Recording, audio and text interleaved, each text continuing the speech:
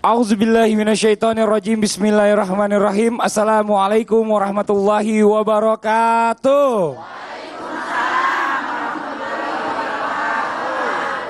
Jamaah. Oh jamaah.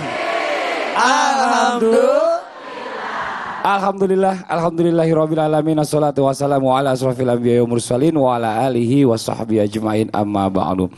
Alhamdulillah hari ini kita ketemu lagi di Islam Itu Indah. Hanya sekedar mengingatkan nih, kadang kita tuh lupa bahwa hidup di dunia ini cuma sementara. Nanti akan ada yang kekal lagi setelah kita meninggal dari dunia ini. Kadang orang suka berpikir saya masih bisa hidup 100 tahun lagi. Jadi apapun dia lakukan tanpa berpikir dosa, tanpa berpikir kalau besok itu dia udah mati. Nah hari ini nih kita akan membahas tema yang luar biasa demi mengingatkan kita semuanya. Temanya adalah jangan keasikan berbuat dosa. Apa Bu, Pak? Jangan keasikan berbuat dosa. Ini Masya Allah ya, kita harus mengerti dulu nih berbicara tentang dosa. Apa sih pengertian dosa di dalam Islam? Ini alhamdulillah hari ini banyak guru besar yang datang ke sini nih ya. Yang pertama kita mohon waktunya Ustadz Maulana, mohon izin Pak Ustadz, tepuk tangan Bu Ustadz Maulana. Pak Ustadz, pengertian dosa ini apa sih Pak Ustadz dan macam-macamnya dosa juga apa aja Pak Ustadz? Mohon dijelaskan, silakan. Mohon izin waktunya. Bismillahirrahmanirrahim. Assalamualaikum warahmatullahi wabarakatuh. Waalaikumsalam warahmatullahi wabarakatuh. Jamaah. Oh jamaah.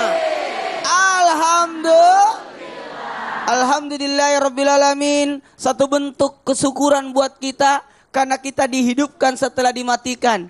Pertanyaannya, kenapa kita tidak bersyukur kepada Allah padahal kita sudah dihidupkan, dihadirkan, ditempatkan posisi yang baik, penciptaan yang luar biasa sebagai manusia. Inilah harusnya kita sadar. Terus kenapa justru Allah kasih kita kehidupan, kasih kita posisi, kasih kita kedudukan, kasih kita tubuh, kasih kita nikmat. Malah justru apa yang Allah berikan kepada kita justru digunakan untuk melawan Allah. Inilah yang dilakukan oleh orang-orang yang senantiasa berbuat dosa, berbuat maksiat. Padahal yang dilakukan maksiat itu pada tubuhnya itu, yang berbuat itu dari Allah. Terus kenapa tubuh itu digunakan untuk melawan Allah? Ingat, dosa itu adalah perbuatan yang mengarah kepada perbuatan yang dibenci Allah. Tidak mungkin Allah melarang sesuatu yang dalam artian pasti ada tujuannya dan pasti membahayakan buat kita. Betul tidak Bu? Dilarang makan ini, minum ini, lakukan ini. Itu sebenarnya membahayakan buat kita. Dan dosa itu mengarahkan, menjerumuskan ke dalam neraka. Artinya apa? Ini bahayanya kalau kita berbuat dosa. Dan jangan dipandang enteng. Walaupun berkata ada dosa kecil, ada dosa besar. Ibaratnya apa? Jangan dipandang remeh antara dosa kecil dan dosa besar itu. Yang jelas kepada siapa kau berdosa. Bukan masalah kecil. Kalau berbicara dosa itu dibagi menjadi 3. Ada dosa perkataan, ada dosa perbuatan, ada dosa lewat hati. Kemudian istilah dosa itu kan banyak. Ada perbuatan keji, kejahatan, perzinahan, kehinaan. Orang yang berbuat dosa, ada keji dan mungkar. Itu menghinakan dirinya. Kemudian ada diibaratkan dosa itu adalah kejahatan. Sesuatu yang menjijikkan. Dan sesuatu perlawanan, pembangkangan. Bahkan menutup kebaikan. Makanya dikatakan sombong, tidak menerima kebenaran. Ada lagi dosa bentuk pelanggaran. Mohon maaf. Pelanggaran itu termasuk dosa. Enak gak rasanya kalau kita berdosa Bu? Ada ketakutan kan? Sesuatu yang takut kalau orang lain tahu dan kita sembunyikan dan takut kalau orang lain tahu, berarti itu dosa. Pernah lihat kucing? Kalau kucing itu dikasih ikan, dengan tenangnya dia makan ikan. Tapi kalau kucing itu curi ikan, gitu. Berarti kucing saja tahu kalau itu dosa.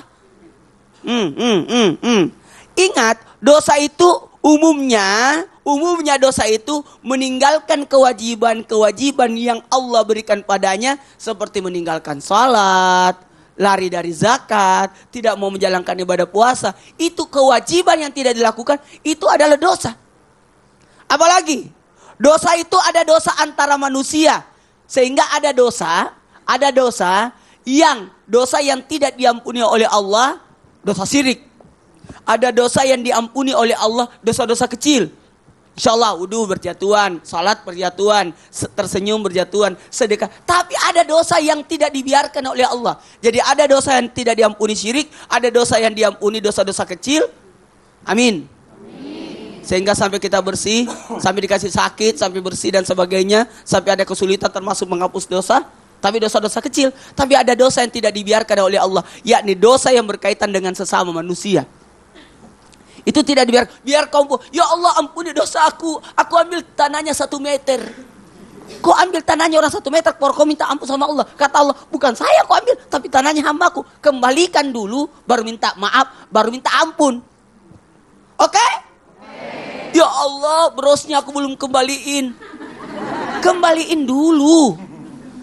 Dosa antara manusia ini sangat sulit untuk membebaskan diri, bahkan sampai dituntut di hari kemudian. Ada pengadilan di hari kemudian, hati-hati nih yang belum bayar utang. Hati-hati nih yang punya janji. Hati-hati nih yang punya senantiasa ada kezaliman terhadap manusia. Dan ada bentuk-bentuk dosa yang berkaitan dengan harta, jiwa, kehormatan, dan ada pula yang bersangkutan dengan agama. Masya Allah. Ini yang akan dipertanggungjawabkan. Tubuh akan kembali ke tanah, dimakan cacing tanah. Betul. Amal ibadah, ilmu kembali kepada Allah. Betul. Ingat, dan harta direbutan buat anak cucu. Jadi kita bawa apa? Bawa dosa yang harus dibersihkan supaya kita masuk surga. Surga itu kayak lemari, Bu. Kalau ada baju mau masuk lemari baju itu? Enggak kotor nggak mau. Dicuci dulu. Jadi kalau mau dicuci, kalau ada uangnya di kantong diambil dulu. Diambil dulu, dibersihin dulu semuanya. Diambil dulu kantong-kantong, ada surat-surat, keluarin semua, baru dicuci sama daki. Kalau banyak dakinya, lama juga disuci. Iya, Pak Ustadz, tapi gini, saya pernah dengar ada dosa yang disengaja dan dosa yang tidak disengaja. Maksudnya kalau dosa tidak disengaja itu apa? Kalau dosa yang disengaja kan dosa besar tadi, dosa kecil. Ya. Kalau dosa yang tidak disengaja, oh iya. Nggak sengaja. Oh gitu. Oh itu dosa ya? Oh saya nggak mau maafin. Kan ada namanya Iya. di luar batas kemampuan Iya, bener, kita. Iya, Pak Ustadz. Karena kadang-kala kita semangat sekali. Alhamdulillah kena kan. Misalkan ini contoh. Iya, contoh. Iya. Minta contoh sih. Iya. Makasih banyak loh Pak Ustadz udah dicontohin. Tepuk tangan dong buat Ustadz Maulana dong. Masya Allah. Alhamdulillah nih. Nih senang banget nih hari ini Ustadz Maulana gak sendirian nih. Banyak teman-teman juga alhamdulillah di sebelah kanan saya. Ada guru kita juga, ada Ustadz Abi Maki. Tepuk tangan buat Ustadz Abi Maki. Ada Ustadz Syam juga, alhamdulillah. Ada Ustazah Oki. Sehat semuanya teman-teman. Alhamdulillah. Dan hari ini kita kehadiran bintang tamu. Ada Dikna Faradiba. Tepuk tangan lu dong buat bintang tamu kita. Assalamualaikum. Assalamualaikum. Dikna sebelum duduk kita ngobrol-ngobrol dulu ya, boleh ya. Waduh luar biasa. Untung diri Ustadz udah duduk tadi, aman Ustadz. Dikna, ngomongin bicara masalah dosa nih ya. Kalau Dikna pernah nggak membuat satu dosa nih sampai-sampai masih merasa bersalah sampai sekarang? Pernah. Ada nggak? Contohnya? Ada, pasti. Contoh boleh dikasih contoh? Contohnya disebutin? Ya diselimurin aja lah ya. Maksudnya nggak harus tepat juga sih. Tapi paling nggak biar menjadi pelajaran juga buat yang lain. Mungkin ke orang tua kali ya. Terkadang kan kayak orang tua lagi menyuruh sesuatu terus kayak kita lagi sibuk tapi ngedumel dalam hati itu ngerasa setelah itu ngerasa dosa banget sih. Iya benar juga ya. Sebenarnya Ustadz Sam diem aja, Ustadz Sam nggak ngerasa dosa. Bener sih itu. Kadang-kadang ngelawan orang tua tuh ngomong apa kita kayak sok bener nih papa nih gitu kan. Tahu-tahu lama-lama kita lihat perjuangan papa nangis. Iya, ternyata dia bener gitu ya. Sam di rumah panggil papa. Enggak bapak. Kan di TV Ustaz. Pak Ustadz Maulana protes nanya aja. doang. Iya. Terus gimana caranya Dikna nih menghilangkan rasa bersalah tersebut biasanya ke orang tua? yang pasti minta maaf. Kadang kalau minta maaf gengsi, minta maaf sama Allah langsung sholat. Ya minta maaf sama bapaknya dulu. Masa Iya. mau bapaknya gengsi? Cuman kadang Manggil bapak atau papa? papa. Oh papa, kalau inilah papa Ustadz Kan Syam. tadi menyatu gitu Oh kan. iya. Kalau Ustadz Syam apa tadi? Papa. Papa panggil papa. Yes. Kalau ini papa beneran. Jadi gitu ya. Jadi minta maaf dulu sama papa dulu, baru minta maaf, minta ampunan sama Minta Allah ampunan gitu sama Allah. harusnya. Terima kasih banyak loh Dikna udah Sama-sama. mampir ke sini. Tepuk tangan sekali lagi dong buat Terima Dikna. kasih. Boleh silakan duduk Dikna, nanti kita ngobrol-ngobrol lagi ya. Nih buat jamaah yang di rumah nih, kita lanjutkan lagi nih berbicara tentang faktor-faktor yang membuat seseorang terus-terusan berbuat dosa. Apa aja sih faktor-faktornya? Langsung kita panggil Ustadz Abi Maki. Tepuk tangan Bu Ustadz Abi Maki, silakan Ustadz. Bismillahirrahmanirrahim. Assalamualaikum warahmatullahi wabarakatuh. Alhamdulillahirabbil alamin. Allahumma shalli ala sayidina Muhammad wa ala ali sayidina Muhammad. Subhanallah, rasa-rasanya kita tidak pernah ada yang terbebas daripada dosa. Makanya kalau dikatakan dosa itu dalam bahasa Arab dzanbun. Kenapa dosa dikatakan dzanbun? Dzanb itu dalam bahasa Arab ekor. Kalau ada binatang yang memiliki ekor, kemanapun binatang itu pergi, ekornya pasti tidak akan pernah ketinggalan. Iya benar. Semakin panjang ekornya, maka akan semakin terlihat panjang. Maknanya adalah, kenapa dosa dalam bahasa Arab dikatakan dzanbun? Karena setiap orang berbuat dosa, seakan-akan dia punya ekor, semakin banyak dosanya, ekornya makin panjang. Makin panjang, makin panjang, makin panjang. Maka tidak ada yang bisa melepaskan daripada ekor tersebut sampai dia ke liang lahat, sampai dia ke barzakh, sampai dia ke mahsyar, dan yang memutuskannya itu adalah api neraka. Kecuali kalau dia telah putuskan di dunia dengan taubat. Kemanapun dia pergi, dosa itu akan selalu mengikutinya. Terlalu ikut kemanapun. Maka dikatakan dosa itu dzanbun, dikatakan adalah ekor. Apa seseorang bisa melakukan dosa tanpa berhenti? Jawabannya, satu, karena ihmalud dzunub, terlalu meremehkan terhadap dosa. Kadang-kadang ya silakan kita tahu ada dosa besar, ada dosa kecil, tapi orang mukmin melihat dosa sekecil apapun seperti melihat gunung yang sangat besar, maka dia cepat untuk menghentikannya. Tapi bagi orang yang munafik, orang yang asi, melihat besar segede apapun dosanya, tapi dia mengatakan seperti melihat dzubab saja di lalat. Atau ada lalat di atas hidung atau di hidung. Jadi kalau ada lalat di hidung begini, tinggal ditepak saja, begitu saja. Orang yang namanya munafik, orang yang berbuat maksiat, melihat dosa besar seperti melihat lalat yang terbang saja. Usikum wa iyaya nafsi bitaqwallah. Seandainya orang sudah melalaikan, ihmal itu apa? Meremehkan dosa. Coba perhatikan. Yang namanya saudara-saudara Nabi Yusuf bermusyawarah diapakan Yusuf ini. Maka mereka mengatakan, udah lempar saja ke ghayabatul jub. Maknanya apa? Masukkan ke sumur. Terus bagaimana? Lalu mereka bilang, gampang. Kalau sudah dimasukkan ke sumur nanti tinggal taubat. Apakah dia setelah memasukkan Yusuf alaihissalam ke sumur mereka taubat? Tidak. Sampai bertahun-tahun, sampai 40 tahun mereka tidak bertaubat. Kenapa? Karena awalnya meremehkan terhadap dosa. Siapapun di antara kita yang mengatakan gampang dosa mah nanti tinggal taubat saja, pastikan dia tidak pernah taubat. Kenapa? Itu pertama kali meremehkan dosa. Lalu kenapa saudara-saudara Yusuf sampai taubat? Jawabannya karena apa? Karena ketahuan kesalahannya, baru mereka tersungkur taubat. Jadi yang pertama karena meremehkan taubat, pastikan taubat ini diremehkan, dosa ini diremehkan, ujung-ujungnya dosa akan terus mengikutinya. 2. Usikum wa iyaya nafsi bitaqwallah. Biasanya kelompok orang itu akan berkumpul dengan hobinya masing-masing. Hobi sepak bola, kumpul bersama orang hobi sepak bola. Dulu orang yang hobinya batu ali atau cincin itu ngumpul di mana-mana. Orang yang suka belanja ngumpul di tempat belanjaan. Orang suka ngaji kumpul di tempat pengajian. Apa maksudnya? Tidak sadarkah bahwa yang menyeret manusia ke dalam dosa adalah makanan haram yang tumbuh menjadi kulit, menjadi daging. Karena tubuhnya disertai dengan makanan haram, maka semuanya akan cenderung menarik kepada yang haram. Karena matanya tumbuh dengan makanan haram, maka matanya selalu mencari hal-hal yang diharamkan dilihatnya. Karena lihat, tangannya, kakinya ditumbuhkan dengan makanan yang haram, maka tangan, kakinya menyeret dia untuk mencari yang haram. Ketika lidahnya tumbuh dengan makanan haram, maka dia selalu mengucapkan kata-kata yang kotor, yang haram. Telinganya mendengarkan yang haram. Kenapa? Tumbuh dengan makanan yang haram. Na'udzubillah. Maka pantas kalau Rasulullah mengatakan, apabila seseorang memakan makanan yang haram, lalu tumbuh menjadi kulit, menjadi daging, Ingat, tidak akan ada yang bisa membersihkan dari makanan haram itu kecuali dibereskan dengan api neraka. Kenapa? Maknanya orang yang memakan makanan haram itu akan menyeret kepada sesuatu. Apa? Dosa dan dosa dan dosa. Kenapa? Karena tumbuh dengan makanan haram. Maka ingat, usikum wa iyaya nafsi bitaqwallah. Kenapa Rasulullah selalu mengajarkan halalan thayyiban, halalan thayyiban, halalan thayyiban? Karena kalau orang ini tumbuh diberikan makanan yang halal, maka yang menyeret dia ke tempat-tempat yang halal. Matanya tumbuh dengan mata yang halal, maka dia akan selalu melihat yang halal. Quran, hadis pun demikian adanya. 2 poin ini jaga hati-hati karena sangat berbahaya bagi kita. Jazakumullah khair ala husni istima'ikum. Masya Allah, terima kasih banyak Ustadz. Tapi ini kita bicara tadi masalah filosofinya. Kalau dosa itu seperti buntut, bagus juga Ustadz ya. Jadi semakin cewek aja nih ibu-ibu. Bu, ibu-ibu sadar gak Bu? Kalau ibu bajunya gak terlalu panjang, jalannya gampang ya Bu ya? Bener ya Bu ya? Coba kalau bajunya panjang banget buntutnya, jalannya susah gak Bu? Nah gitu, jadi dosa gitu juga ya Ustadz ya? Jadi susah juga buat kemana-mana jadinya. Ekor. Oh Masya Allah Ustadz, terima kasih banyak. Tepuk tangan sekali lagi dong buat Ustadz Abi Maki. Ini Alhamdulillah nih. Sekarang kita cari tahu juga nih, berbicara tentang kerugiannya. Kerugian di dunia jika seseorang terus-terusan berbuat dosa. Apa sih kerugiannya? Langsung aja kita panggil Ustaz Zaoki. Mohon izin waktunya Uma, silakan. Tepuk tangan buat Ustaz Zaoki.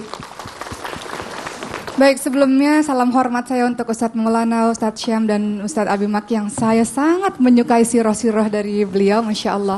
Baik Bapak dan Ibu sekalian, apa sih kerugian bagi orang-orang yang senantiasa melakukan dosa terus-menerus selama di dunia ini? Ibu, sadar nggak kalau kita begitu banyak dosa setiap hari yang kita lakukan? Seorang istri begitu banyak dosa dengan suaminya, membohongi, berkhianat, nusyus, durhaka, atau ada istri-istri yang sombong, ada istri-istri yang meninggikan suaranya di depan suami. Itu dosa hari-hari yang kita lakukan yang mungkin kita sadar ataupun tidak kita sadari.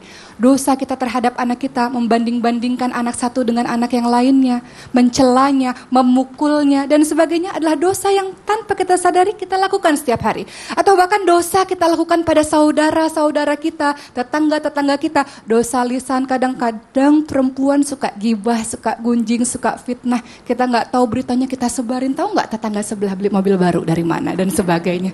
Saat kita belanja, saat kita pagi-pagi kita ngobrol sesuatu yang kita nggak tahu kebenarannya. Dosa yang kita lakukan, yang kita sadari, nggak kita sadari, kita sengaja, nggak kita sengaja, hari-hari mewarnai kita. Ada yang kita sudah bertaubat kepada Allah, ada yang dengan gampangnya, tadi kata Ustadz ya, kita seperti ada dosa itu kayak lalat di hidung kita tebas begitu saja, sehingga setiap hari kita lakukan dosa. Maka apa dampaknya di muka bumi ini? Pertama, orang-orang yang senantiasa melakukan dosa terus-menerus, ibu-ibu sekalian, maka hatinya akan merasa sumpek, sempit, sedih, hampa. Pernah nggak kita melakukan dosa terus-menerus, kemudian kita ngerasa sumpek? Ada orang yang hobinya zina terus-menerus, berzina itu Bu, orang beriman gak beriman, pasti ada rasa penyesalan dalam hatinya. Sumpek, sempit hidupnya. Kalau orang yang bertakwa, Allah jadikan jalan keluar bagi hidupnya. Tapi kalau orang yang senantiasa berbuat dosa, sumpek, sempit hidupnya Bapak dan Ibu sekalian. Orang yang minum khamar misalnya, malamnya, esoknya, sumpek, sempit, sedih. Itu fitrahnya manusia yang biasanya harusnya berbuat baik, tapi dia berbuat jahat, maka sumpek sempit hidupnya. Kemudian yang kedua, apalagi bahayanya di dunia, maka apa yang Allah jadikan baginya adalah bahwa ketaatan adalah cahaya, sedangkan dosa adalah kegelapan. Maka akan dijauhkan dari petunjuk-petunjuk Allah Subhanahu wa taala, dan Allah akan dampingi syaitan bagi dirinya. Makanya jangan heran, orang kalau sudah buat satu dosa, maka akan diikuti dengan dosa-dosa berikutnya karena dia meremehkan dosa. Sementara tidak ada dosa kecil yang dilakukan terus-menerus, ibu-ibu sekalian. Dosa bohong, dosa kecil terus-menerus menjadi dosa yang besar. Dan apa jadinya? Kita terbiasa melakukan dosa-dosa itu. Maka apa selanjutnya yang terjadi dalam kehidupan kita? Tidak akan pernah ada keberkahan. Bahkan kalau kita menjadi orang yang berilmu, gak akan bisa masuk, karena ilmu adalah cahaya, gak bisa masuk pada orang yang berbuat maksiat. Pernah Imam Syafi'i mengadukan lemahnya hafalan, jeleknya hafalan pada Imam Waki, pada gurunya. Karena gak sengaja ngelihat betis perempuan, Bu, gak sengaja aja. Kemudian jelek hafalannya. Kemudian apa kata Imam Waki? Gak boleh itu, bahwa maksiat itu adalah kegelapan. Gak bisa bersatu dengan cahaya. Ketaatan juga adalah cahaya, gak bisa bersatu dengan dosa. Jadi kalau mau jadi orang yang soleh, soleh yang kafah secara menyeluruh. Mau hijrah, hijrah yang secara menyeluruh, gak bisa setengah-setengah. Hari ini kita buat dosa, oh gampang bertaubat kepada Allah. Kemudian besok baik, besok maksiat lagi, gak bisa seperti itu. Hijrah, hijrah. Berbuat baik, cari lingkungan baik, pindah. Kemudian yang ketiga, ini yang paling sering dilupakan oleh kita semua. Orang-orang yang berbuat dosa, orang-orang yang berbuat salah, jangan dikira terbebas hukuman dunia. Ada pembersihan dosa bagi kita ibu-ibu sekalian. Hari ini kita gibah, kita gunjing, kita laknat orang. Besok kita dilaknat juga oleh orang lain. Hari ini kita ambil harta orang lain. Besok harta kita habis, gak tahu caranya gimana Allah habiskan harta kita. Hari ini kita zina 1 jam, besok Allah kasih penyakit 2 tahun sama kita. Bahkan walaupun kita sudah bertaubat, memang mungkin di akhirat kelak insya Allah Allah akan hapuskan. Mudah-mudahan kalau bertaubat dan nasuha, tapi pembersihan dosa di dunia akan terus ada. Jadi hati-hati bagi kita yang meremehkan dosa karena Allah akan kasih pembalasan di dunia. Entah itu hartanya habis, anaknya sakit, istrinya kenapa-napa. Kehidupannya nggak berkah, kenapa? Karena dosa yang ada dalam diri kita. Makanya sebelum tidur muhasabah terus. Apa dosa hari ini? Mata, dosa telinga, dosa lisan. Kenapa hari ini begitu buruk? Karena dosa-dosa yang kita kerjakan. Jadi sebenarnya gini ya, apa yang kita lakukan dosa di dunia ini langsung dapat balasan juga dari Allah sebenarnya tanpa kita sadari ya. Betul, kebaikan sebiji zarah Allah balas, kejahatan sebiji zarah Allah akan balas juga. Masya Allah. Jadi kalau misalnya orang yang udah sampai nggak sadar berbuat dosa, kok gini terus hidup saya? Jangan-jangan saya buat dosa terus, harusnya gitu ya. Atau doanya tidak dikabulkan oleh Allah Subhanahu wa taala karena begitu banyak barang haram yang masuk ke dalam tubuhnya. Oh, nauzubillah subhanallah. Umar, terima kasih banyak ya udah diingatkan nih. Tepuk tangan sekali lagi dong buat Ustazah Oki. Ini Masya Allah luar biasa nih. Buat jamaah yang ada di studio nih, nanti kita akan bagiin kertas ya. Nanti kita kasih kesempatan untuk bertanya sama narasumber kita, sama ustadz kita, sama ustazah kita. Nanti kita masuk di segmen 4. Sekarang kita bagiin kertasnya setelah ini. Nanti ditulis apa yang mau ditanyakan. Kalau malu ya Bu ya. Gak apa-apa ya Bu ya, nanti kita bagi kertasnya ya. Buat jamaah yang di rumah juga nih, langsung disiapkan Qurannya aja. Setelah ini kita akan ada segmen Yuk Baca Quran. Kita akan melanjutkan pembacaan Al-Quran kita di surah Ali Imran ayat 37 sampai dengan 38. Tapi sebelumnya kita akan melihat penampilan Nas Indonesia yang akan membawakan sebuah lagu yang liriknya diangkat dari hadis Rasulullah SAW. Silakan teman-teman Nas.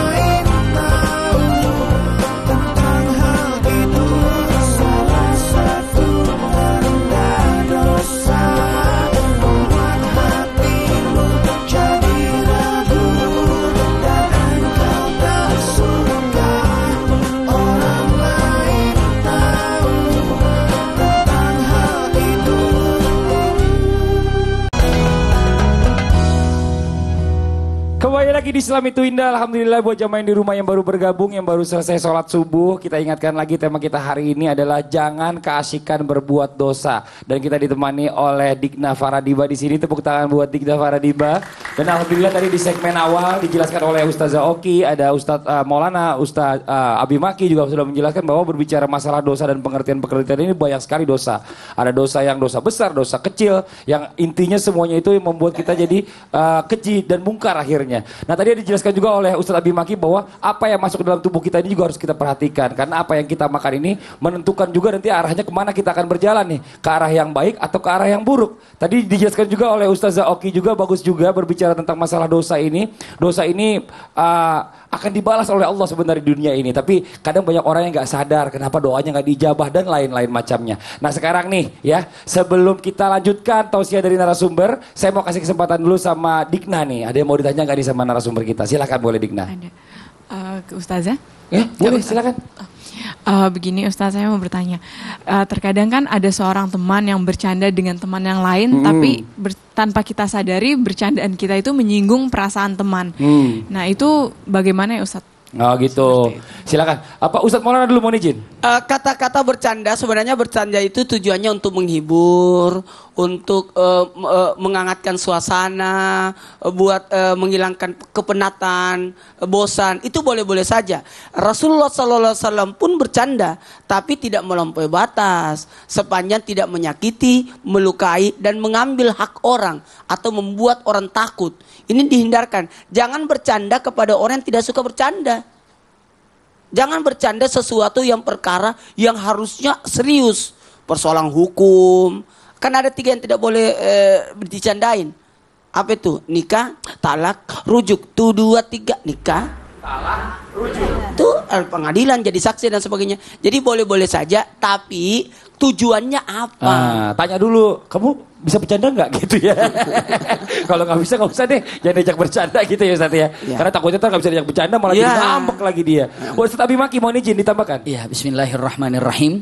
Bercanda itu Rasulullah juga sangat senang bercanda. Ada beberapa poin yang ingin disampaikan. Pertama, tidak boleh, ini untuk secara umum, tidak boleh syariat Islam dijadikan candaan, hukumnya adalah haram.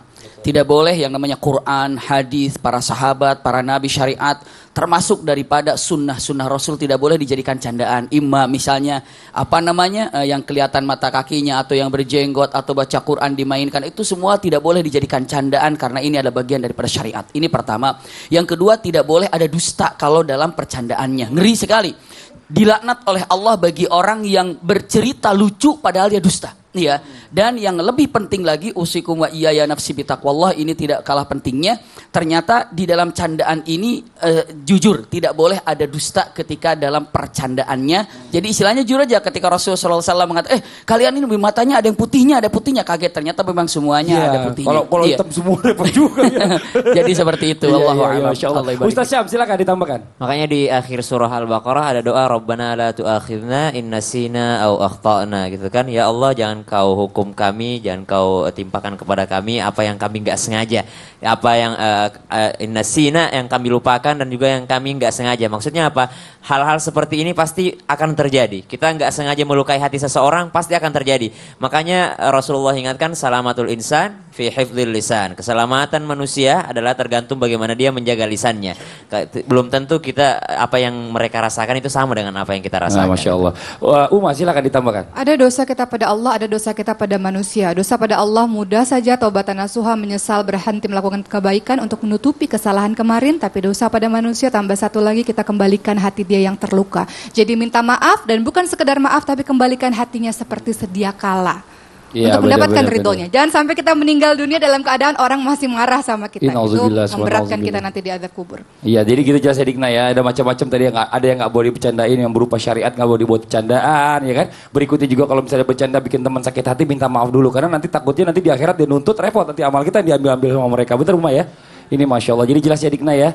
Alhamdulillah, tepuk tangan dong buat Dikna dong. Sekarang kita lanjutkan lagi nih buat jamaah yang ada di rumah nih. Kalau tadi Ustazah Oki udah tausiah berbicara tentang balasan di dunia atau kerugian di dunia bagi orang-orang yang terus-terusan berbuat dosa. Sekarang apa lanjutannya lagi nih Ustazah Oki nih tentang balasan di akhiratnya Ustazah. Jadi kita juga perlu tahu nih kalau balasan di akhirat bagi orang-orang yang suka terus-terusan berbuat dosa, apa sih balasan di akhiratnya? Mohon izin waktunya, silakan. Baik, terima kasih. Apa yang saya sampaikan adalah nasihat terbesar untuk diri saya sendiri, Bapak dan Ibu sekalian, karena saya juga adalah pendosa dan kita semua adalah pendosa. Nggak ada orang yang suci bersih dari dosa. Pada suatu ketika Utsman bin Affan radhiyallahu anhu ketika melewati sebuah perkuburan menangis terseduh-seduh. Kemudian para sahabat-sahabat bertanya, "Kenapa wahai Utsman? Kenapa engkau menangis padahal engkau dijamin untuk masuk surga? Apa yang engkau takutkan lagi?" Apa kata Utsman bin Affan radhiyallahu anhu ini, Bapak dan Ibu sekalian? Beliau mengatakan, "Aku memang dijamin untuk masuk ke dalam surganya Allah." Rasulullah mengatakan demikian. Dan tidak mendapatkan siksa neraka. Tapi aku tidak dijamin dari selamat dari azab kubur ini. Artinya bahwa setiap orang yang pernah berbuat salah, pernah berbuat dosa itu bisa mendapatkan azab kubur, Bapak dan Ibu sekalian. Pernah kan mendengar kisah bagaimana Rasulullah SAW mendatangi perkuburan kemudian mendengar ada orang yang sedang disiksa dalam kuburnya hanya gara-gara nggak cebok, Bapak dan Ibu sekalian. Nggak bersih pada saat membersihkan hadasnya itu. Jadi hati-hati kalau kita kena percikan kotoran itu ya, kemudian kita nggak bersihkan, hati-hati, itu bisa terkena azab kubur. Apalagi dosa yang lebih besar daripada itu. Jangankan neraka, udah di azab kubur aja kita udah luar biasa. Makanya kita senantiasa berlindung dari azab kubur. Makanya Imam Bukhari itu hati-hati betul ketika melakukan dosa demi dosa. Karena takut luar biasa, salah satunya takut dengan azab kubur. Imam Bukhari itu punya kebiasaan, Bapak dan Ibu sekalian, suka sekali berburu.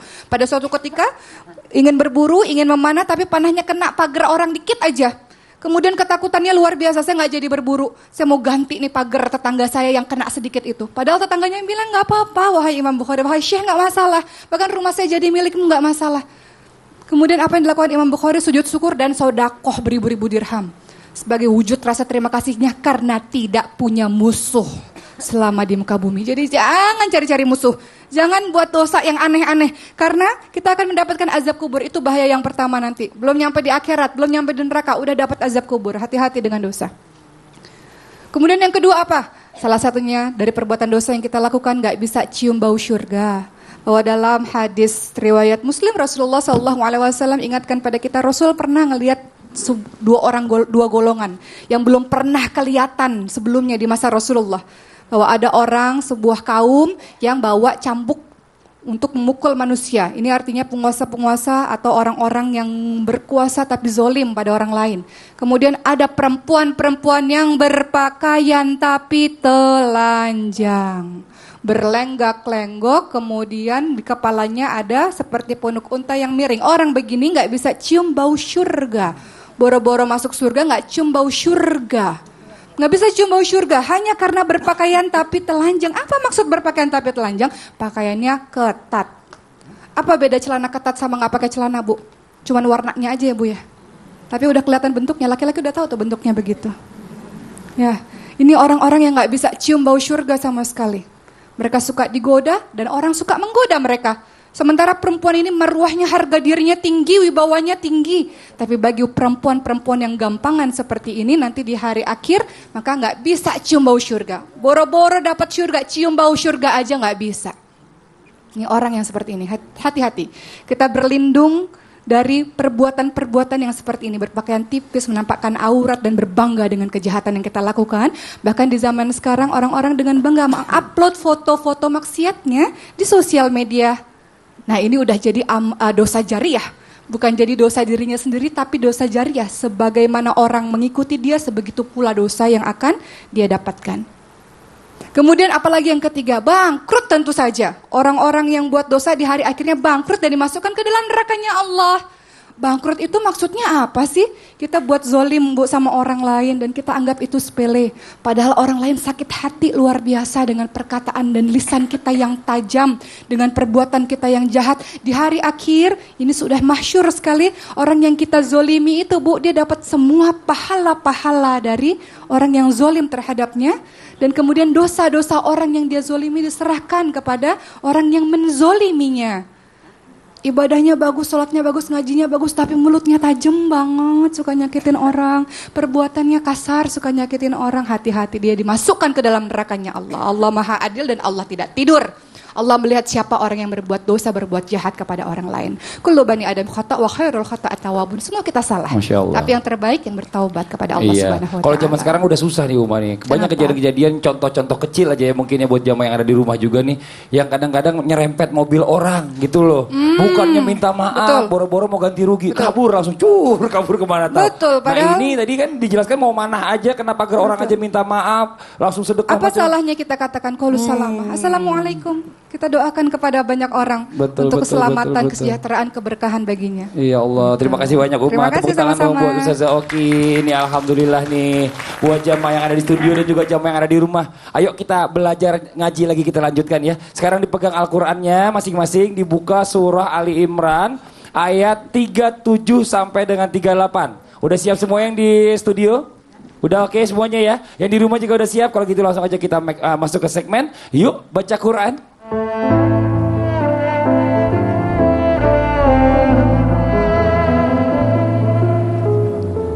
Untuk itu mohon izin waktunya Ustaz Syam untuk bisa memimpin membaca suci Al-Quran. Silakan Ustaz Syam. Jamaah yang dimuliakan Allah Subhanahu wa taala, alhamdulillah kita buka kembali Al-Qur'annya surah Ali Imran ayat 37. Surah Ali Imran ayat 37. Fataqabbalaha Rabbuha. Udah ketemu Bu? Kalau udah fataqabbalaha berarti itu udah ayat 37 Bu. Surah Ali Imran ayat 37, fataqabbalaha Rabbuha.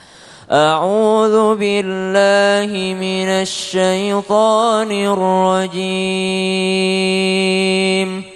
أعوذ بالله من الشيطان الرجيم بسم الله الرحمن الرحيم بسم الله الرحمن الرحيم فتقبلها ربها بقبول حسن وأنبتها حسنا فكفلها زكريا فتقبلها ربها بقبول وأنبتها نباتا حسنا وكفلها زكريا وأنبتها نباتا حسنا وكفلها زكريا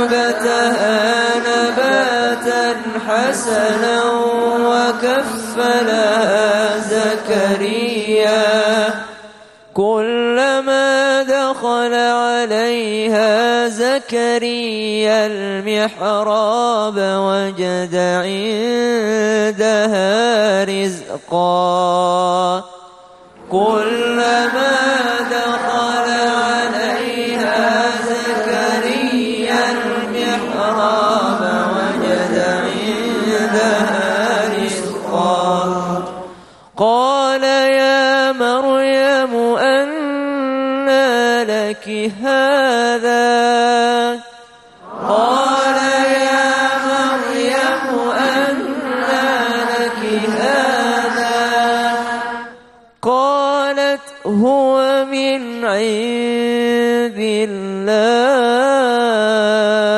الله قالت هو من عند الله إن الله يرزق من يشاء بغير حساب إن الله يرزق من يشاء بغير حساب هنالك دعا زكريا ربه هنالك دعا زكريا ربه قال رب هب لي من لدنك ذرية طيبة قال رب هب لي من لدنك ذرية طيبة إنك سميع الدعاء إنك سميع الدعاء صدق الله العظيم صدق الله العظيم Alhamdulillah buat jamaah yang ada di studio jangan ditutup dulu Qurannya, jamaah yang ada di rumah jangan ditutup dulu Qurannya. Insyaallah setelah ini kita akan lanjutkan lagi bacaan Al-Quran kita masih di surah Ali Imran ayat 39 sampai dengan ayat 40 dan insyaallah juga nanti ada segmen tanya jawab ini ibu-ibu sudah disiapkan tadi pertanyaannya yang sudah ditulis ya Bu ya. Insyaallah nanti juga akan ada tausiah lagi dari guru-guru kita yang ada di sini. Jadi tetap di Islam itu indah. Jamaah oh jamaah alhamdulillah.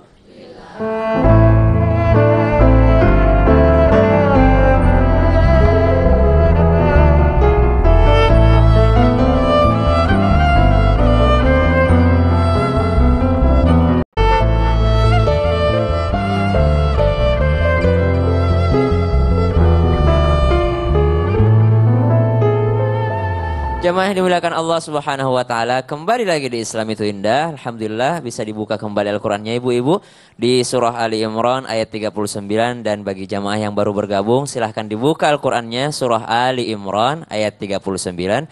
Fanadathul malaikah. Fanadathul malaikah. A'udzu billahi minasy syaithanir rajim.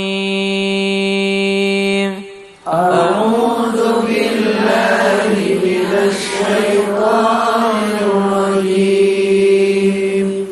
Fanadathul malaikatu wa huwa qa'imun yusalli fil mihrab. Fanadathul malaikatu wa huwa qa'imun yusalli fil mihrab. Anna Allah yubashshiruka biyahya musaddiqan bikalimah. أن الله يبشرك بيحيى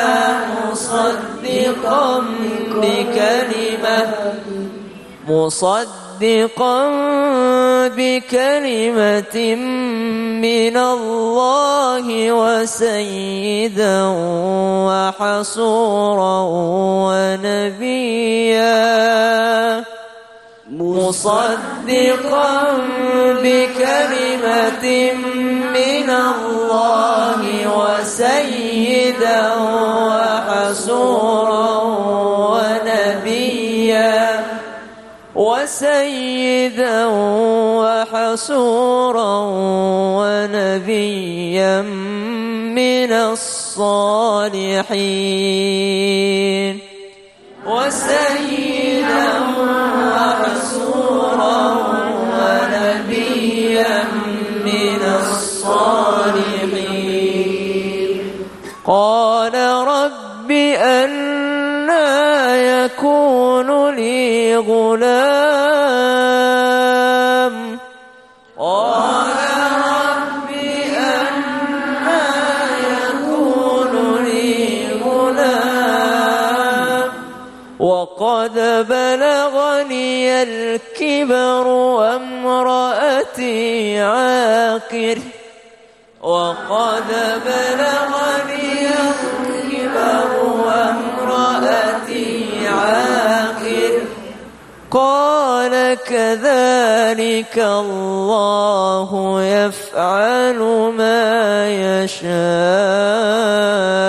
يشاء. قال كذلك الله يفعل ما يشاء. صدق الله العظيم. صدق الله العظيم. اللهم ارحمنا بالقرآن. اللهم اجعلنا من أهل القرآن وأهل سنة نبيك محمد صلى الله عليه وسلم. Ya Allah, sayangi kami dengan Al-Quran. Jadikan keturunan kami keturunan yang membaca Al-Quran, menghafal Al-Quran, serta mengamalkan Al-Quran. Jamaah yang dimuliakan Allah Subhanahu wa taala, surah Ali Imran ayat 37 bercerita tentang kisahnya Maryam. Maryam binti Imran, karena surah ini adalah surah Ali Imran. Ali Imran keluarganya Imran, maka dalam ini ada kisah tentang Maryam. Kisah tentang Maryam, di mana Maryam pada saat itu berada di suatu tempat, di mihrabnya, di tempatnya Maryam. Tidak ada satupun orang yang masuk ke dalam sana, tapi di dalam sana ada makanan. Zakaria melihat. Nabi Zakaria adalah pamannya Maryam. Nabi Zakaria adalah pamannya Maryam. Nabi Zakaria inilah yang mengurus Maryam ketika Maryam yang kecil. Di pertemuan kita sebelumnya sudah dibahas bahwasanya Imran berjanji untuk mengurusi Maryam, untuk mengurus dengan baik, berjanji kepada Allah untuk menyucikan Maryam. Akhirnya Maryam ini diasuh oleh Nabi Zakaria alaihissalam. Nabi Zakaria mengasuh Maryam. Ketika itu Nabi Zakaria masuk ke dalam ruangannya Maryam. Kullama dakhala 'alaiha Zakaria al-mihraba wajada 'indaha rizqa qala ya Maryamu anna laki hadha. Nabi Zakaria melihat kok banyak makanan. Ada buah-buahan musim dingin, tapi sekarang musim panas. Ada buah-buahan musim panas, lagi bukan musim duren, Bu. Tiba-tiba ada duren, heran kan? Tempat itu tidak pernah ada yang mengunjungi. Ini ada buah-buahan musim panas di musim dingin. Ada juga yang mengatakan bahwasanya sebenarnya rizki yang disebut di sini bukan buah-buahan, bukan makanan, akan tetapi banyak mushaf, banyak ilmu dari Allah. Tapi yang lebih kuat pendapatnya adalah memang makanan. Buah-buahan banyak di kamarnya Maryam. Kata Nabi Zakaria, qala ya Maryam, anna laki hadza? Dari mana ini? Kata Maryam, qalat huwa min indillah. Ini datangnya daripada Allah. Innallaha yarzuqu man yasha'u bighairi hisab. Sesungguhnya Allah memberikan rezeki daripada jalan yang tidak pernah kita sangka-sangka, dan juga Allah itu tidak perhitungan. Tanpa dia hitung, dia kasih semua kepada manusia itu. Mau sholat, mau nggak sholat, Allah tetap kasih. Makanya banyak orang yang terlena dengan dosa karena merasa bahwasanya saya nggak sholat juga tetap kaya kok. Saya nggak puasa juga tetap sehat kok. Saya uang hasil kejahatan saya pakai makan, saya tetap sehat kok. Saya anak-anak saya bahagia. Banyak orang terlena dengan dosa karena merasa bahwasanya ini adalah hal yang baik. Padahal masya Allah ini adalah jebakannya syaitan supaya dia terus-menerus melakukan dosa tersebut. Naudzubillah min dzalik. Banyak pelajaran yang bisa kita ambil nanti insya Allah di kisah-kisah yang ada dalam Al-Quran. Amin. Terima kasih banyak Ustaz Syam. Tepuk tangan sekali lagi dong buat Ustaz Syam. Alhamdulillah. Buat jamaah yang ada di rumah nih, kita udah lanjut ya pembacaan surah kita, udah sampai di Ali Imran ayat 40, dari 37 sampai 40. Insya Allah besok kita akan lanjutkan lagi di 41 dan seterusnya. Ini Masya Allah, mudah-mudahan Allah berikan pahala buat kita semua yang membacanya dan juga yang hanya mendengarkannya. Amin ya rabbal alamin. Nah sekarang sebelum kita lanjut lagi nih, tausiah dari jamaah narasumber kita. Mungkin ada pertanyaan dari jamaah, ada yang mau ditanyakan? Silakan yang mau bertanya angkat tangan. Yang mana ya, yang nanya ya? Oh, yang sebelah sini, silakan Ibu, ayo. Assalamualaikum warahmatullahi wabarakatuh. Waalaikumsalam warahmatullahi wabarakatuh. Ibu duduk aja nggak? Ibu duduk aja, Bu. Sadar nggak, Bu? Ibu sudah menzalimi tetangga Ibu. Nggak masuk TV Cuma dia. Cuma kalingan aja. Kebiasaan. Iya, nggak apa-apa, Bu. Silakan. Perkenalkan, nama saya Ibu Nur Hasanah dari Majelis Taklim Al-Ittihad Pacet Cianjur. Silakan Bu Nur Hasanah. Pak Ustadz, saya mau bertanya, bagaimana sebenarnya jika salah satu orang tua suka menghina dan berbuat dosa dan berdampak kepada anaknya sendiri? Maksudnya gimana? Contohnya seperti ini. Seorang ayah menghina anak orang lain karena bicaranya tidak jelas atau kadang jalannya pincang gitu.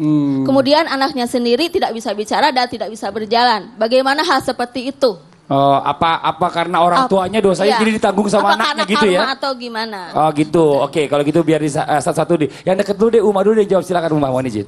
Ulama salaf itu pernah mengatakan kalau aku berbuat dosa maka itu akan terasa di tungganganku atau di istriku gitu. Jadi artinya ada apa-apa nih dengan tungganganku dengan istriku. Di dalam Islam tidak ada karma, tapi kita ingat ada in ahsantum li anfusikum wa in asatum falaha. Kebaikan yang kita lakukan untuk diri kita sendiri, keburukan yang kita lakukan kerugiannya juga untuk diri kita sendiri. Wallahu a'lam, Allah balas dengan cara apa? Tadi di awal saya jelaskan tadi, kalau kita berbuat dosa maka ada pembersihan dosanya yang Allah lakukan untuk kita. Entah itu sakit, entah itu anak kita kenapa-napa, entah istri kita kenapa-napa. Yang jelas hati-hati dengan doa orang yang kita zolimi, karena doanya akan langsung tembus ke langit dan didengar oleh Allah. Jadi kalau karma nggak ada, adanya korma kalau di Islam ya kan. Jadi gitu ya Bu, ya bukan jadi karena orang tuanya melakukan itu gitu loh, tapi mungkin orang yang dizolimi itu mendoakan. Jadi kejadian di anaknya Ibu. Mungkin ditambahkan Ustadz Abi Maki, mohon izin. Ya, bismillahirrahmanirrahim. Ada sabda Rasul sallallahu alaihi wasallam, kama tadin tudan. Iya, seperti apa Anda lakukan untuk orang lain, maka Anda akan merasakan apa yang dirasakan oleh orang lain tadi. Kama tadin tudan. Seperti halnya berlaku kepada ayah, kepada anaknya, orang tua kepada anaknya, termasuk kepada orang lain bisa melakukan hal terjadi seperti itu. Misalnya dengan mengatakan tadi penghinaan jalannya, dia dasar si pincang, dahar si gagu, misalnya gitu, ternyata anaknya demikian. Kama tadin tudan. Itulah yang terjadi, yang disampaikan beberapa ulama, hati-hati karena perkataan apa yang diucapkan kepada orang lain bisa menimpa kepada diri sendiri. Tadi disampaikan oleh Ustaz Oki, karena apa? Karena kezolimannya yang dia lakukan, dan kezoliman itu yang membuat dia seperti itu. Ngeri sekali. Makanya hati-hati, usikum wa iyaya nafsi bitaqwallah. Jaga lisan, jaga segala-galanya, karena itu bisa menjadi terekaman buat kita sendiri. Na'udzubillah. Masya Allah, Ibu Nur Hasanah jelas ya. Terima kasih banyak Ibu, tepuk tangan sekali lagi dong buat Ibu. Mudah-mudahan bisa jadi pelajaran buat yang lain. Kita lanjutkan lagi nih di tema kita hari ini nih. Berbicara tentang bagaimana cara terbaik agar Allah dapat mengampuni dosa kita. Mohon izin waktunya. Ustadz Maulana, tepuk tangan buat Ustadz Maulana. Baik, kita akan membahas hal-hal apakah yang bisa menghapuskan dosa. Mau diampuni dosanya? Wah, ini banyak sebenarnya. Banyak peluang supaya kita terhapus dari segala macam dosa. Yang pertama saya ambil adalah taubat. Taubat artinya kembali. Kembali. Karena ketika orang berbuat dosa nyasar, maka disuruh kembali. Taubat itu disuruh kembali. Kalau ampunan, tuntun aku. Oke? Jamaah. Yang kedua, berbakti dan mendoakan kedua orang tua. Anak-anak yang berbakti kepada orang tuanya, betapa sayangnya orang-orang yang tidak mau berbakti atau tidak mau mengurus orang tuanya. Saya pernah dengarkan atau pernah baca argumen bahwa ada seorang di Saudi, orang-orang berpengadilan, pernah dikisahkan Ustaz Sam ya. Ada di pengadilan Saudi, orang bertengkar apa? Memperebutkan untuk berbakti kepada orang tuanya. Dia tuntut adiknya karena adiknya tidak pernah mau kasih ibunya untuk dia rawat. Kalau di Indonesia terbalik. Kamu aja deh. Satu orang tua bisa mengurus 10 anak, tapi 10 anak belum tentu bisa mengurus satu orang tua. Betul? Orang tua itu doanya panjang. Oh, anakku ini nanti masuk sekolah, nanti masuk jadi polisi, nanti besar jadi ini. Jago nanti anakku ini kalau besar. Tapi kalau anak mengurus orang tua, tidak lama lagi. Yang ketiga, berinfak. Berinfak itu luar biasa loh. Pengguguran dosa-dosa kita. Amin. Makanya jangan dipandang remeh sesuatu sedekah itu. Tasaddaku fa inna sadaqakum bikakum minan nar. Sedekah itu penebus, penghapus dari apinya neraka. Bayangkan kalau orang-orang bersedekah itu kan luar biasa. Ibu, kira-kira kalau orang marah sama kita tapi kita kasih kue, aku maafin deh. Ya kan? Beri dia. Apalagi balasan di dunia itu kau akan kasihkan, dapatkan, nikmatkan. Engkau berbuat baik sama orang akan terbalas, terhapus dosa-dosamu. Amin. Maka tersenyum pun menggugurkan dosa. Kalau orang marah sama kita tapi kita tersenyum, padahal kita tidak tersenyum sama dia, cuma mengingat cerita-cerita lucu doang. Tapi dia tetap sudah maafkan. Apalagi sabar atas ujian. Bisa saja sakitmu itu, bisa saja kesulitanmu itu, ujianmu itu menggugurkan dosa-dosamu. Makanya ini kan bulan haji ya, Syawal, Zulkaidah, Zulhijjah bulan haji kan. Yang berangkat umroh sekarang adalah mengambil haji tamattu. Kadang-kala ada yang berkata, aku mau haji, nanti di sana tobat. Salah, tobatlah di sini baru berangkat. Jangan nanti di sana. Karena ada dosa tergugurkan karena hilang. Kok nyasar PR loh. Bisa jadi. Lebih baik tobatlah di sini baru berangkat. Kenapa ada acara manasik ya? Manasik ada acara syukuran sebelum berangkat supaya kita bisa minta maaf sama orang. Jadi pada saat acara manasik, kepada semua yang hadir, aku mau berangkat minggu depan, aku minta maaf ya kepada semua. Jangan ya bukan minta maaf, maafkan ya. Sudah siap tasnya belakang, terima kasih. Kan begitu maksudnya. Maksudnya itu ajang untuk minta maaf. Karena tidak ada waktu untuk kita. Maka undang 3. Siapa? Tetangga, sahabat, kerabat. 1, 2, 3. Tetangga, sahabat, kerabat. Itu. Apalagi? Mohon maaf, musibah yang menimpamu bisa jadi penggugur dosa untukmu. Ya Allah, hilang dompet saya. Mudah-mudahan ini penggugur dosa. Gitu, baik sangka aja. Dan ingat tadi dikatakan kisahnya Ustaz Awaki tentang Sayyidina Utsman bin Affan yang takut. Kenapa? Sudah dijamin masuk surga tapi belum tentu selamat dari kubur. Karena bisa jadi orang disiksa di kubur. Yang paling banyak disiksa di kubur karena 4. Pertama, bohong. Yang kedua, pengkhianat. Yang ketiga, provokator. Ibu nggak sadar ya, yang suka gosip. Itu provokator juga itu. Yang keempat, yang tidak bagus istinjanya. Tamanya laki-laki, kalau pipis, kalau bukan tiang tembok dia cari. Habis itu digosok di tiang. Kesetrum, PR. Termasuk penyakit yang menimpamu, penggugur dosa. Kesedihan juga penghapus dosa. Tapi jangan mengeluh. Nggak usah. Meninggal istrinya, meninggal suaminya, meninggal anaknya. Mandikan saya juga. Dikafani saya juga, kafani saya juga. Diangkat, angkat juga saya. Pas diturunkan ke benang, ibu mau turun? Enggak. Ini masih banyak sebenarnya. Bahkan antara haji, bahkan puasa, bahkan apapun itu tuh luar biasa. Makanya kita berudu, jangan lap air wudunya. Biarkan air wudhu itu berjatuhan supaya ikut dosa-dosa berjatuhan. Alhamdulillah. Mudah-mudahan kita bisa mendapatkan keberkahan, ampunan Allah sebelum kita mengembuskan napas kita yang terakhir. Masya Allah, terima kasih banyak Ustadz Maulana. Tepuk tangan dong Ustadz Maulana. Ya Allah. Ini alhamdulillah ya. Buat jamaah yang ada di studio tadi sudah dikasih kertas, udah ditulis Bu semuanya ya.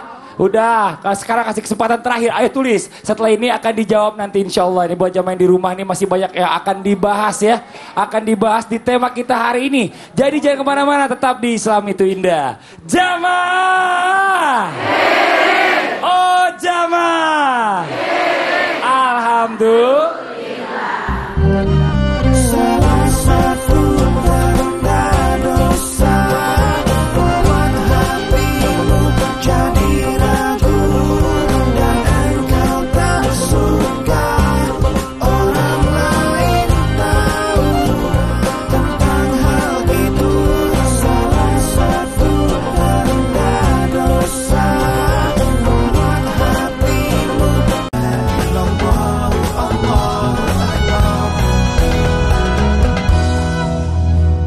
Jamaah.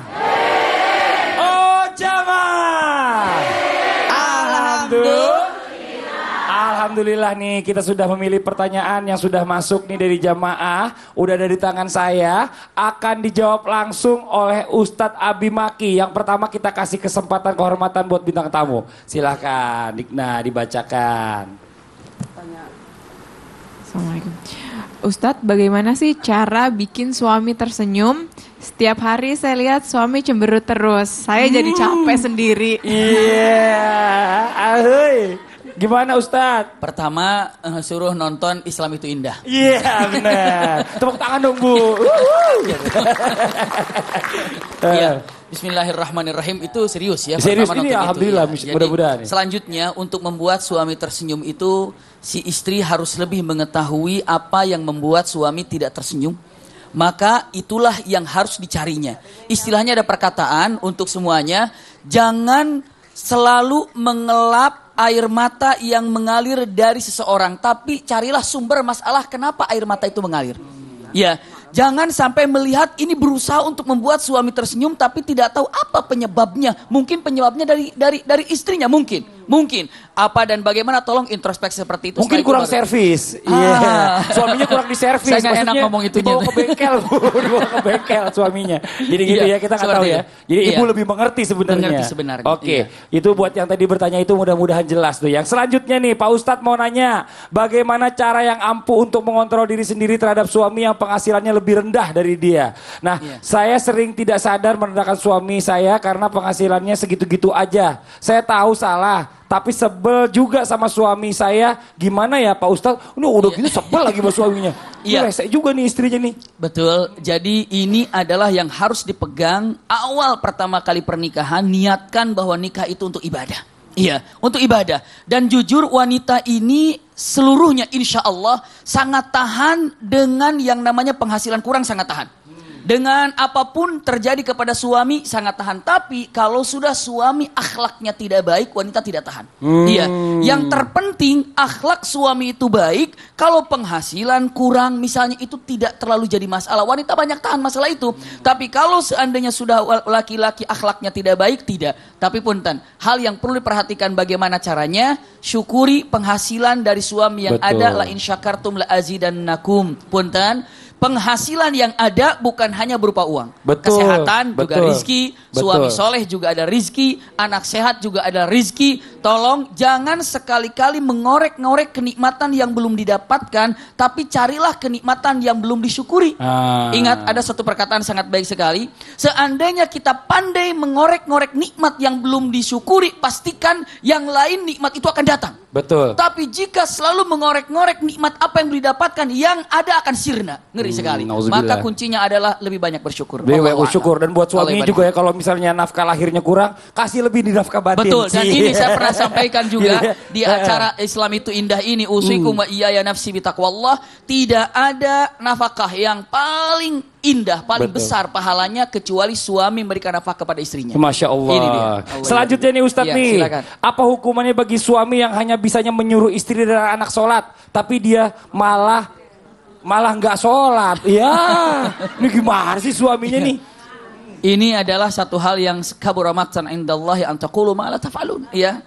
Istilahnya dengan mengatakan bahaya sekali seseorang hanya memberikan informasi atau perintah tanpa mengerjakannya, karena yang paling sulit di dalam syariat ini bukan untuk memerintah. Itu justru gampang. Yang paling sulit itu dalam syariat ini adalah memberikan contoh. Sebenarnya kalau ingin menyuruh kepada anak atau keluarga sholat, suaminya harus siap dalam keadaan sholat. Lalu mengatakan, ayo berangkat sholat, sambil suaminya sudah siap. Rasulullah SAW pernah menyuruh untuk cukup panjang kisahnya, namun memberikan untuk mencukur rambut saat dalam keadaan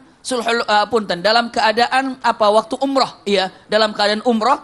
Lalu saat itu tidak ada sahabat yang mentaatinya, maka Rasulullah langsung menggundul rambutnya. Setelah itu langsung para sahabat menggundul rambut dengan cara mengikuti tata cara Rasulullah. Jadi yang paling penting adalah contoh.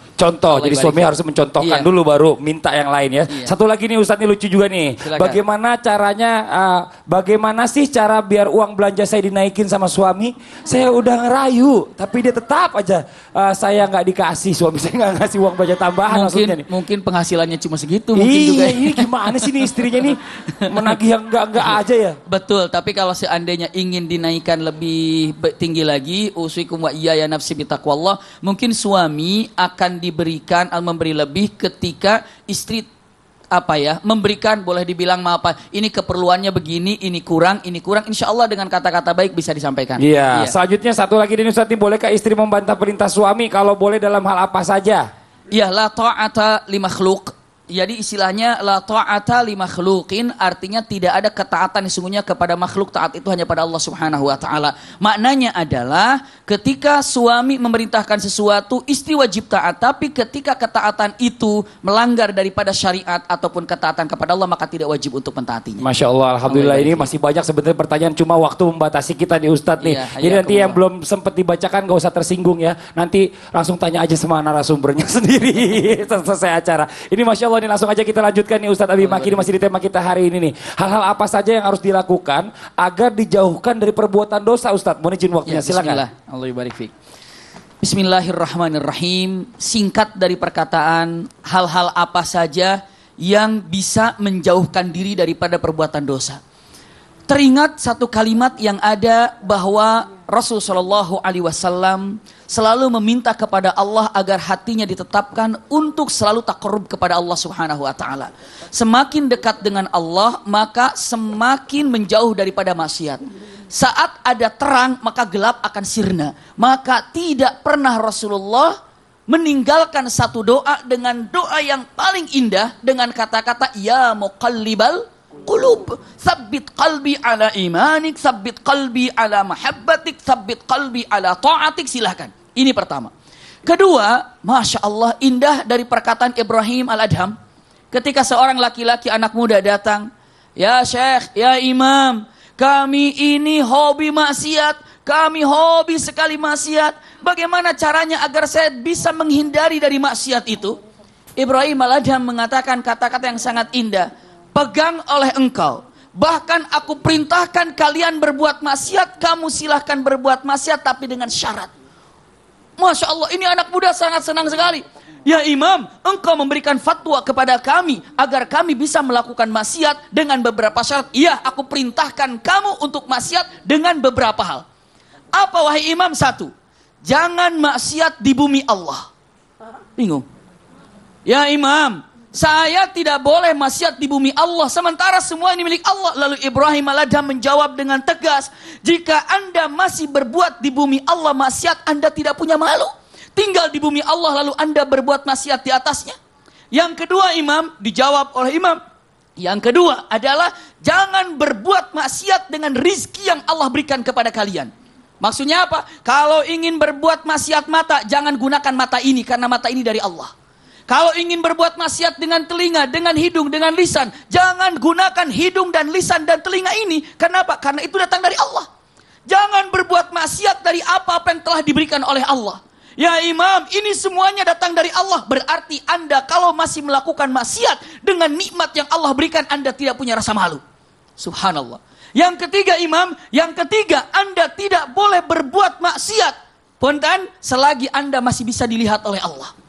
Ya Imam, aku kemanapun pergi Allah akan melihat saya. Dijawab oleh Imam Ibrahim Al-Adham, jangankan engkau, punten, namlatus sauda, seekor semut hitam berjalan di tengah malam, Allah bisa melihatnya. Bagaimana engkau? Ya Imam, yang keempat, dijawab. Yang keempat, Anda boleh melakukan maksiat dengan syarat ketika ada malaikatul maut mencabut Anda, bilang kepada malaikat, tunggu aku mau taubat dulu. Ya Imam, aku tidak mampu melakukan hal itu. Bagaimana malaikatul maut tiba lalu aku tak katakan, tunggu aku mau taubat dulu. Karena apabila datang ajal seseorang tidak akan diakhirkan.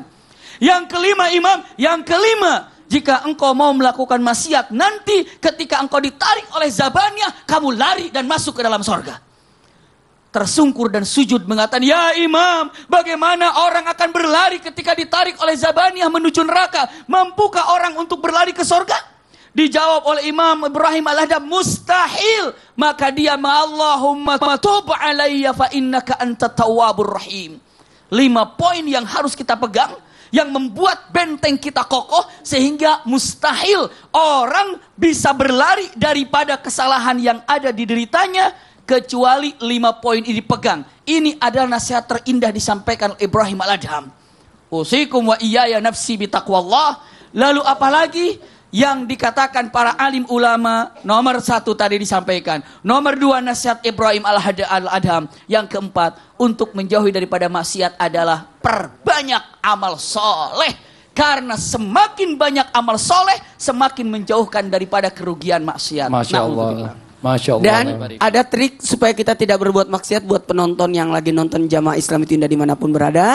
Tundukkan pandangan, karena bisa jadi pandangan itu menyebabkan kita pintunya masuk ke dalam maksiat. Makanya coba lihat alim ulama kita, guru-guru kita, itu lebih banyak menunduk karena takut melihat kiri kanan. Yang kedua, kalau melihat-lihat juga kan orang tersinggung. Ada apa yang saya dilihat-lihat kan? Nah, kemudian yang kedua, usahakan banyak-banyak berpuasa. Karena puasa itu pasti kita akan menjaga diri kita untuk melakukan maksiat demi maksiat. Karena puasa itu melahirkan 2. Puasa lahir dan puasa batin kan. Otomatis kita tidak akan mungkin dapat pahala puasa jika kita menggunjing orang. Tidak mungkin kita dapat pahala puasa kalau kita mohon maaf menyakiti perasaan orang. Maka puasa itu luar biasa kekuatannya. Dan yang ketiga, usahakan menikahlah. Karena menikah itu adalah trik untuk sebelah kanan. Ya, paling dekat juga sih. Dan yang belum nikah diajak menikahlah. Karena dengan menikah ada yang mengawasi kita. Ketika ada godaan, ada istrimu kan? Ada godaan wanita, larilah ke istrimu. Apa yang ada di wanita itu ada juga di istrimu. Iya. Betul tidak? Allah, betul. Nah, jadi dengan adanya menikah berarti ada partner yang senantiasa mengingatkan kita. Orang bisa melakukan dosa karena kesendirian. Iya Ustaz. Ketika sendirian, Iya, Ustaz. itu dosa itu bisa datang. Tapi kalau ketika kita ada berduaan, Yang jaga. enggak berani. Karena senantiasa dia mengingatkan. Betul. Uma mungkin ada yang mau ditambahkan, silakan. Qul ya ibadiyalladzina asrafu ala anfusihim la taqnatu min rahmatillah innallaha yaghfiru dzunuba jami'a innahu huwal ghafurur rahim. Ini ayat yang sangat amat dahsyat untuk kita Bapak Ibu dan sekalian, bahwa Allah menginginkan kita hamba-hamba Allah yang melampaui batas ini atas kemaksiatan kita untuk segera minta ampun kepada Allah. Allah mengampuni semua dosa-dosa kita karena Allah Maha Pengampun, Allah Maha Penyayang. Dan kita adalah pendosa, maka setiap hari yang kita lakukan, bukan hari raya Idul Fitri saja, untuk meminta maaf kepada siapapun yang pernah kita sakiti. Saya meminta maaf kepada siapapun yang pernah saya sakiti, dan minta maaf kepada Allah Subhanahu wa taala. Masya Allah, Alhamdulillah ya Allah, Alhamdulillahirabbil alamin. Banyak sekali pelajaran kita dapatkan dari pertemuan kita hari ini. Mudah-mudahan apa yang disampaikan oleh narasumber kita hari ini bisa jadi ilmu yang bermanfaat untuk kita semuanya. Amin amin ya rabbal alamin. Terima kasih banyak buat Dikna Faradiba, boleh sama-sama maju ke depan. Terima kasih udah mampir ke Islam itu Indah. Terima kasih banyak juga buat jamaah semua yang sudah hadir di sini. Tepuk tangan dulu buat semuanya. Terima kasih banyak juga buat jamaah yang di rumah. Dan sedikit kita ingatkan, yang mau tampil di sini boleh daftarkan grup Qosidah-nya maksimal 12 orang. Kirimkan videonya ke email kita di islamituindah@transtv.co.id. Insyaallah besok kita ketemu lagi di jam yang sama. Akhirnya saya Fadli undur diri, mohon maaf atas segala kekurangan. Wabillahi taufiq wal hidayah. Wassalamualaikum warahmatullahi wabarakatuh.